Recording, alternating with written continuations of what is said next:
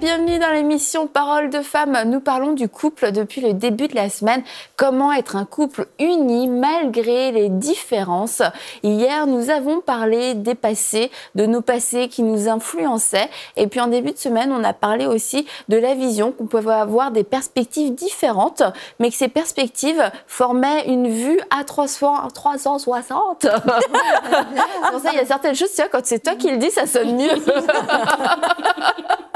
Et aujourd'hui, nous allons parler de l'argent. Schling, schling, schling.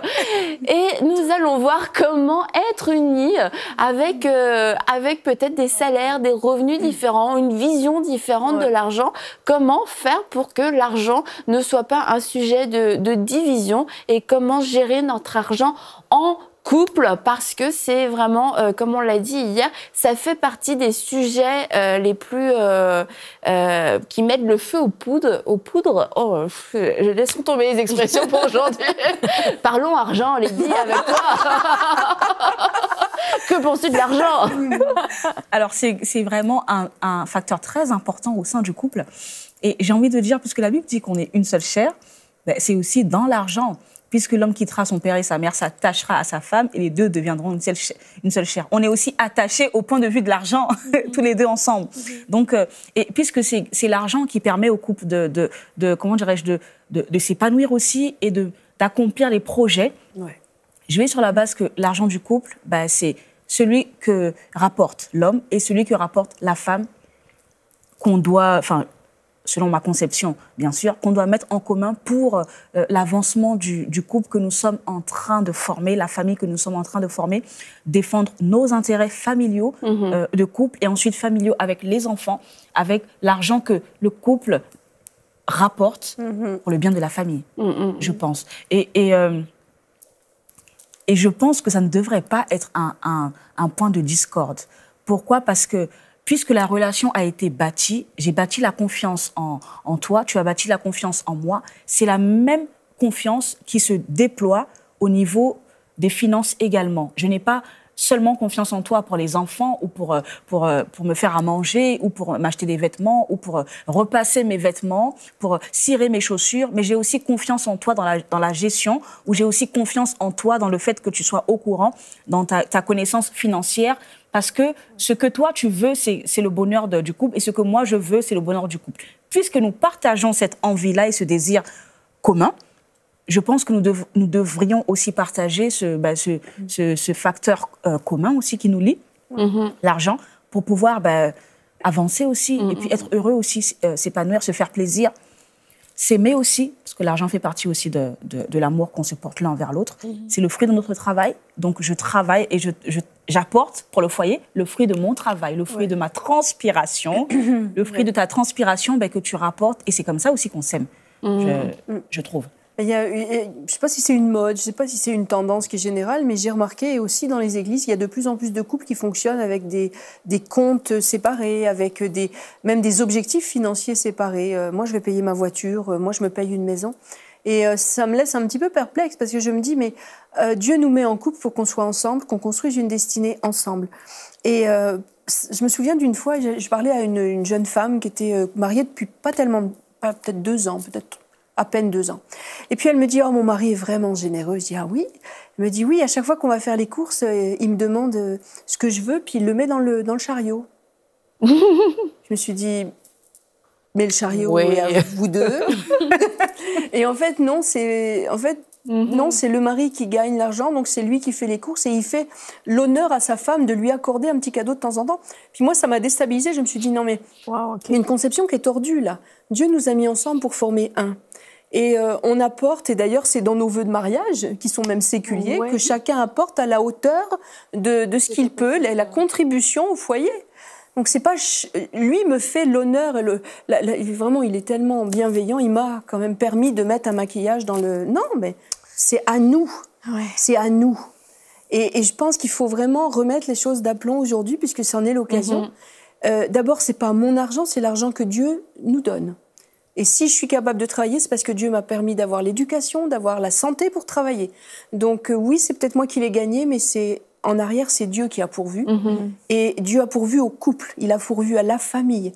Et je pense, et tu vas aimer cette expression, c'est toxique dans un couple.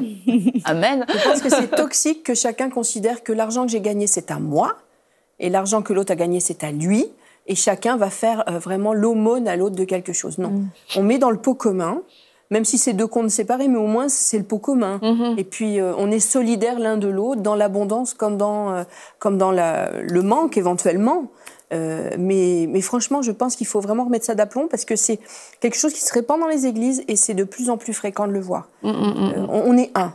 On est un financièrement comme dans le reste. Mais moi, ça m'impressionne en fait. Est-ce que t'es sûre que c'est impressionne le mot que tu voulais dire? Je sais pas, mais en fait, c'est juste que pour moi, ça a toujours été super clair et on n'a jamais eu de sujet de discorde dans nos cours de préparation au mariage quant à l'argent. Parce que pour moi, dans ma tête à moi, c'était on se marie, on devient une seule chair et à ce moment-là, on construit notre foyer. Hein, comme on parle depuis le début de la semaine, si on est ensemble, ben, c'est pour construire ensemble ce foyer et les finances, ça fait partie de ça fait partie de ce que nous sommes et de ce que nous mettons ensemble pour construire la vie de couple, la famille, le foyer que Dieu a pourvu. Je sais que c'est contraire à la pensée du monde et les gens disent on veut toujours, quand on sépare ces choses-là, et c'est là, je pense, que ça crée des discordes, et chacun veut tirer du bord de sa couverture, expression québécoise. Je tire sur mon bord de la couverte, tu tires sur ton bord, et c'est là où ça crée des discordes. Et puis là, ben, ça crée des mentalités comme ça. Ben, il m'a fait le privilège de mettre quelque chose que j'aimerais bien dans le panier. Quand on pense que, ben, en fait, on est là pour construire une vie à deux, et ce qui est à moi est à toi, et ce qui est à toi est à moi, c'est de cette pensée-là que découle ce qu'on est en train de discuter aujourd'hui, pour la raison pour laquelle on est en train de dire que ben, je pense que c'est la pensée de Dieu qu'on peut se mettre tout en commun pour construire ensemble, parce qu'on est ensemble. Ouais, bien sûr. Et puis de s'enlever l'idée du montant, en fait. C'est ça. Parce que le montant va faire, va comme biaiser la réflexion. C'est moi, je ramène tant, toi, tu ramènes tant. Et c'est comme, puisque je ramène tant, je peux dépenser tant, ou j'ai tant de droits sur l'argent. Mais quand on est dans un pot commun, dans les gens bien élevés, normalement, et polis, en général, même dans la société, tu fais un pot commun, tu vas pas voir la personne... Hey, moi j'ai donné plus. En général, si c'était un cadeau en commun, bah chacun a donné, et celui qui a donné peu, celui qui a donné beaucoup, mais c'est voilà, de notre part à tous. Et dans le cadre du couple, c'est le pot commun, t'as donné tant, peu importe, finalement, c'est la somme au final. Et comme la règle d'égalité qu'on peut lire dans la Bible, celui qui avait peu ne manquait de rien, et celui qui avait beaucoup n'avait pas de trop non plus. Et ensemble, on mène ses revenus, et ça forme une égalité et une répartition des besoins pour la famille. Mais c'est pas cet argent, c'était tant, c'est moi qui ai donné, donc cet argent m'appartient. Le pot commun appartient à la famille, en fait. Moi, ce que j'aimerais rajouter, c'est qu'on parle en fait des difficultés qui peuvent amener un couple à vivre des tensions. On parle de comment un couple peut marcher en harmonie malgré les différences. Et lundi, on a parlé d'avoir la même vision. Hier, on a parlé de son passé. Et quand on a aussi dit, je pense que c'est toi, Anne, qui a dit de l'important, c'est toi aussi, Lydie, de faire un travail sur soi.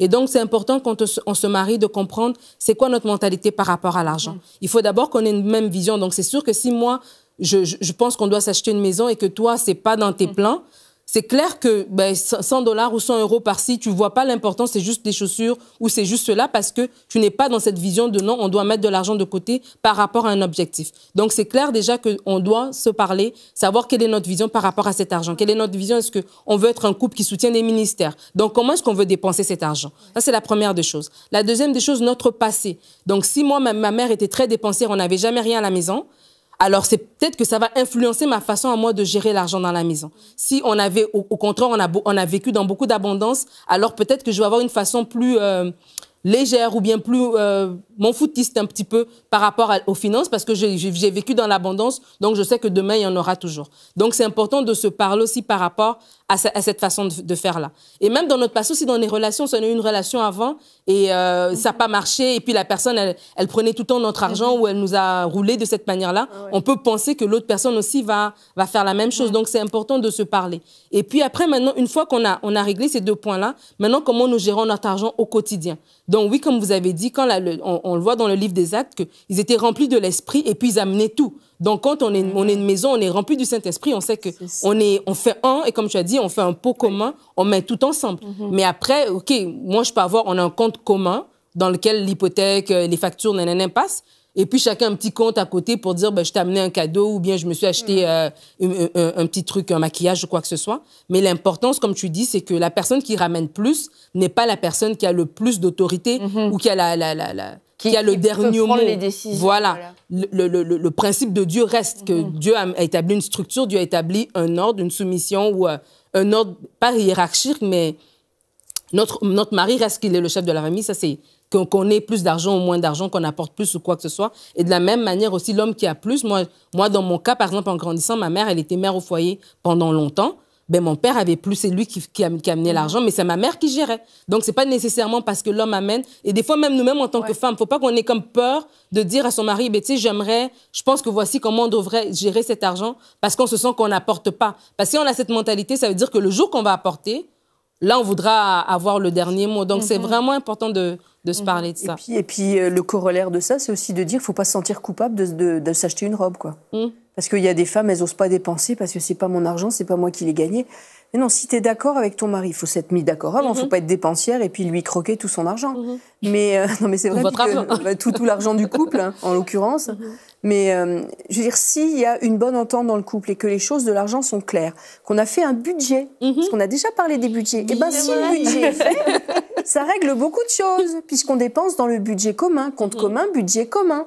Et après, tu n'as plus aucune culpabilité si c'est prévu au budget que tu as, je sais pas moi, 500 € dans ton année ou 600 $ dans ton année d'habillement. Peut-être que c'est ça que vous avez décidé. À 2, tu pioches dans ce budget-là. Il y en a qui pleurent, là. 500 € par année. Je vais vous adapter. Mais c'est pour ça que le budget, c'est important pour savoir où on va, mais c'est aussi important pour s'entendre avec son mari. Parce que le budget, ça sert pas juste à décorer un cahier, ça sert aussi à bien s'entendre. Et si le mari, moi je me souviens d'avoir parlé à un couple, et c'était mignon, quoi. Ils avaient pas beaucoup de moyens financiers, et puis le mari vraiment disait à sa femme, tu peux gérer, vas-y, je te fais confiance entièrement. Mais il avait dit, je te demande juste une chose. C'est que tous les mois, j'ai vraiment une petite partie, et c'était lui qui gagnait, elle était femme au foyer. Il dit vraiment que j'ai une petite partie pour dépenser. Il aimait les outils, il était bricoleur, il voulait s'acheter chaque mois, il voulait avoir un petit budget pour ses outils. Parfait, il avait son budget pour ses outils. Et tant qu'il restait dans son budget, vas-y. Donc le budget, ça sert aussi à garder l'un comme l'autre dans l'accord qu'on a conclu. Et ça enlève toute suspicion. Et moi, je sais qu'il y a des fois, je pense que vous en avez parlé, mon mari s'est acheté il avait eu une Apple Watch en cadeau, ça fait quelques années. Et on a un compte avec une application, sauf que ça envoie immédiatement sur sa montre quand je dépense quelque chose. Et il y a quelqu'un qui m'a dit, mais ça t'embête pas qu'il sache tout de suite ce que tu dépenses? Je lui ai dit, j'ai rien à cacher.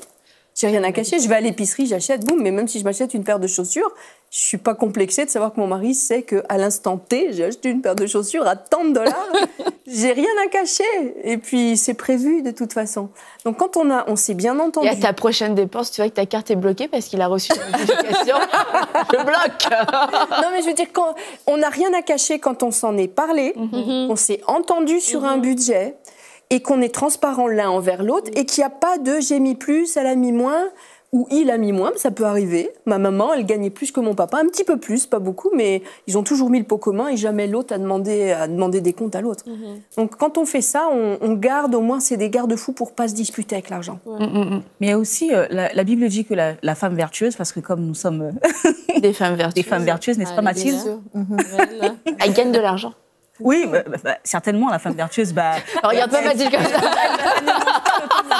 Elle se lève du le cash matin et c'est mon verset préféré. Elle donne ses ordres à ses servants. Et elle pense en fait au bien-être de ses enfants, de sa maison. Elle pense à ce que personne ne manque de rien et que tout le monde soit bien nourri, bien vêtu, etc. Donc je pense que dans cette confiance que l'homme doit accorder à la femme, La femme ne doit pas, comment dirais-je, perdre cette confiance-là en dilapidant l'argent du couple, en allant s'acheter des robes, voilà, des vêtements, des sacs, des chaussures. Et en oubliant justement l'essentiel, c'est d'abord la bonne santé familiale avant tous les loisirs, avant tout le surplus en fait. D'abord, parce qu'on est parents ou parce qu'on est simplement homme-femme responsable, on prend d'abord soin de nous avant le surplus, ou parce qu'on a des enfants, parce qu'on a une famille, on établit d'abord notre responsabilité envers ces individus qui dépendent complètement de nous. Et ensuite, ce qui reste, on peut faire les loisirs et les activités avec. Mais d'abord, la vitalité, le vital a été déjà pourvu. Et ensuite, le reste, on peut... Voilà. C'est juste, comment dirais-je, mettre en valeur la responsabilité de la femme, parce que la Bible dit que la femme vertueuse pense à sa maison. Et ça fait vraiment partie intégrante de penser à sa maison, que vraiment que l'argent soit bien réparti pour le bien-être familial. Ça, non, mais ça, c'est sûr. Et aussi par rapport à la gestion de l'argent, parce que tu disais, c'était ton papa qui gagnait de l'argent et ta maman qui gérait l'argent. Là aussi, on avait fait toute une série sur les finances, mais c'est important de dire que ça peut être l'homme ou la femme qui peut gérer les finances, peu importe qui gagne quoi. C'est celui, finalement, qui est le plus apte à gérer, le plus apte à faire des budgets. C'est certain, et dans un couple, s'il y en a un qui a une tendance à la dépense excessive et qu'il n'y a rien qui reste, bon, bah, c'est peut-être pas la personne entre les deux qui est appropriée pour faire un budget, pour dire, OK, on va mettre tant de côté, parce que elle a peut-être juste besoin de l'aide de l'autre. Donc, comme tu disais, si en tant que femme, on a plus d'aptitude pour la gestion du budget et que c'est OK avec notre mari, bah, on peut gérer cet argent, qu'on l'ait gagné ou qu'on ne l'ait pas gagné. Et je voulais aussi parler de l'argent par rapport au soutien à la famille, parce que aujourd'hui on sait que il y a beaucoup de transferts. J'avais lu un article sur une société qui fait ces transferts d'argent, et c'est incroyable les montants qui transitent. Franchement, c'est impressionnant cet argent qui transite. Et j'avais entendu un pasteur africain qui disait on prêche sur les finances, mais quand on ne parle pas de cet argent qu'on envoie au pays, qu'on envoie à la famille, on oublie une partie importante pour nous dans notre culture, parce que tu ne peux pas te permettre de ne rien donner, de dire non, bah moi c'est mon argent, c'est mon salaire, ça fait partie de nos responsabilités. Et alors dans un mariage multiculturel, ça peut poser des soucis, mais même sans que ce soit un mariage multiculturel, parce que c'est de l'argent qu'on met en commun et puis finalement il repart ailleurs. Alors comment gérer ça? Combien on donne? Est-ce qu'on donne? Est-ce qu'on peut ne pas donner? Quelles sont les pistes de réflexion qu'on peut avoir? Ben moi, je dirais déjà qu'il doit y avoir un accord. Parce qu'à la base, comme vous avez dit hier, le couple est un cocon. Et c'est de ce couple-là, c'est à partir de ce couple-là, après, que les autres choses se font. Donc, vous avez dit hier que les parents, c'était une famille, mais après, quand nous devenons mariés, nous devenons une nouvelle famille.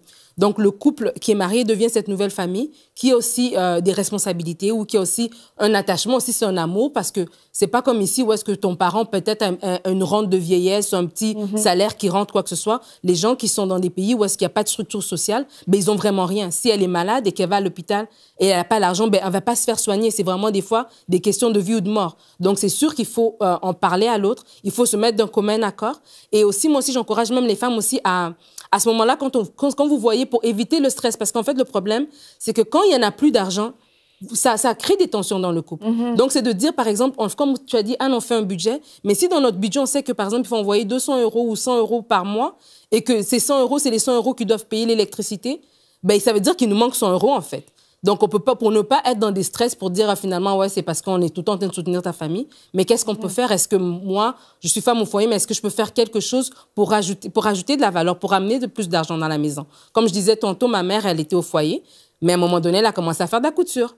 Elle commençait à vendre des petites choses. Et bien, c'est cet argent-là qui a permis qu'elle puisse soutenir aussi sa famille, bien que mon père donnait, mais elle aussi, elle a pu prendre une certaine... un entrepreneuriat qui a fait qu'elle a aussi pu aider, parce que des fois, c'est là que ça vient causer la frustration, quand c'est toujours l'autre personne qui donne, veut pas, on est humain, et à un moment donné, on se fatigue. Donc, c'est vraiment important de se parler, mais c'est aussi important aussi d'être proactif aussi par rapport à tout ça. Effectivement, je pense que ça part d'une bienveillance, d'un amour envers les uns et les autres. Et il faut savoir que, comment dirais-je, c'est humain, c'est vrai que dans la famille africaine, c'est humain c'est presque normal, en fait, d'envoyer de l'argent parce que tu penses à ta famille. Et toi qui es en Europe ou dans des pays développés, c'est comme si tu avais réussi, et tu dois aider ceux qui sont encore dans le manque ou ceux qui sont encore dans la galère. Ouais. Et donc, ce n'est pas normal que tu n'envoies rien. Ouais. Donc, c'est tout à fait logique. Maintenant, dans le foyer, c'est vrai, comme disait ma sœur, il faut absolument que ça trouve sa place au sein du foyer parce que c'est quand même une sortie d'argent, donc un manque à gagner au sein du foyer. Voilà. Donc après c'est un peu compliqué aussi quand on est de deux cultures différentes, c'est un peu compliqué pour l'expliquer à l'autre parce que l'autre n'est pas forcément habitué à ça. Mais vraiment, faut prendre le temps d'expliquer parce que c'est tellement naturel pour l'un et ce n'est pas pour l'autre qu'il faut vraiment prendre le temps pour expliquer. Même l'autre peut dire, non, mais qui n'ont qu'à se débrouiller, qui n'ont qu'à travailler, qui n'ont qu'à eux aussi aller au champ ou je sais pas, faire un petit commerce pour apporter de l'argent. Tout ça, c'est bien vrai, mais il y a aussi une réalité sur place qui est certaine et qui est aussi vraie que l'autre ne pourra pas forcément expliquer, mais vraiment, après, on peut se documenter pour voir comment les gens vivent, etc., pour être en phase avec la réalité des choses. Et c'est vrai que quand on n'a pas d'argent pour partir à l'hôpital, on peut mourir parce qu'on n'a pas d'argent pour payer les médicaments ou parce que le médecin ne peut pas te soigner parce que tu n'as pas d'argent. Donc, c'est vraiment question de vie ou de mort quelquefois et c'est vital. Mais après, quelquefois, c'est pas vital. C'est pour aller s'acheter une bière, pour aller en boîte, pour aller... Voilà. Donc, vraiment, dans le couple, savoir qu'est-ce qui est important à faire et ce qui ne l'est pas. Ouais.